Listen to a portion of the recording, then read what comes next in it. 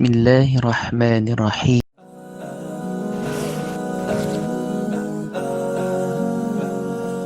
Hai, Assalamualaikum warahmatullahi wabarakatuh. Pernah nggak kamu kepikiran membuat yang namanya perpustakaan di rumah? Tetapi di video kita kali ini kita nggak ngebahas tentang perpustakaan di rumah aku. Kenapa nggak ngebahas perpustakaan di rumahku sendiri? Karena belum ada. Makanya kita akan membahas perpustakaan yang terbesar di dunia pada masanya. Seperti apa?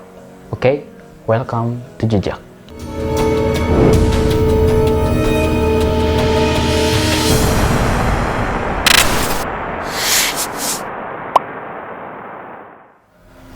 Sejarah perpustakaan ini ada, yaitu pada zaman keemasan Islam, tepatnya pada masa Khilafah Abbasiyah di Baghdad, Irak. Perpustakaan ini diberi nama dengan Baitul Hikmah atau House of Wisdom.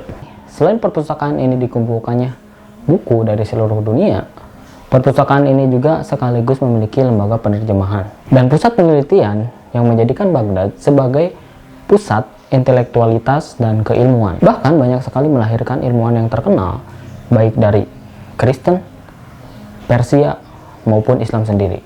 Di perpustakaan ini, proses penerjemahan itu dilakukan dengan secara teliti, bergantung kepada buku dan studi yang diterjemahkan, dan masing-masing orang bertanggung jawab atas apa yang diterjemahkannya.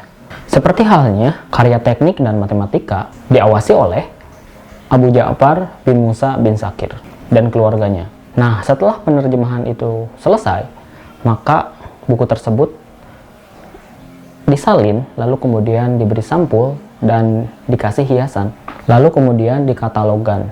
Banyak juga salinan dari buku tersebut didistribusikan ke berbagai wilayah. Bahkan orang barat pun bebas menerjemahkan buku-buku hasil karya berbahasa Arab tadi, tanpa perlu membayar sama sekali yang namanya hak cipta. Makanya, dalam buku yang berjudul What Islam Did For Us,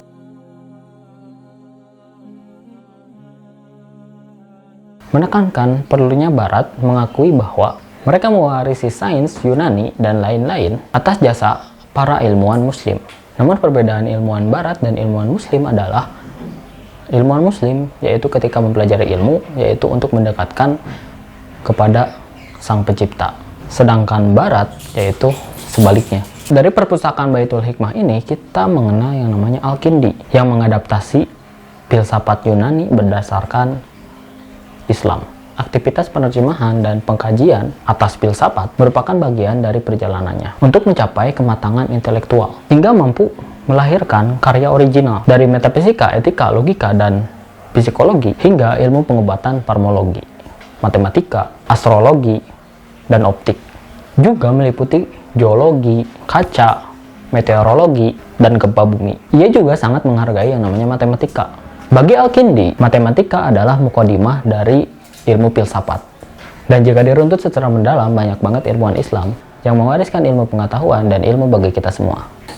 Namun yang amat disayangkan, kita sebagai orang Indonesia, yaitu lupa terhadap ilmu. Kenapa? Karena kebanyakan ketika kita selesai sekolah, lalu dapat pekerjaan, lupa akan menuntut ilmu kembali. Padahal di dalam Mahfuzat dikatakan, utlubul ilma minal mahdi ilal lahdi. Tuntutlah ilmu dari buayan hingga liang kubur. Namun, walaupun Indonesia dikatakan dalam tingkat literasi rendah, kita harus menyadarkan semua orang bahwa membaca itu amatlah menyenangkan selain menambah pengetahuan kita. Namun yang amat disayangkan, perpustakaan tersebut dihancurkan oleh Genghis Khan sehingga buku-buku yang ada di perpustakaan tersebut dibuang ke sungai Tigris hingga airnya menjadi hitam bercampur dengan darah karena pembantaian yang terjadi di kota Baghdad. Dan mungkin itu saja pembahasan kita kali ini. Oke, wassalamualaikum warahmatullahi wabarakatuh.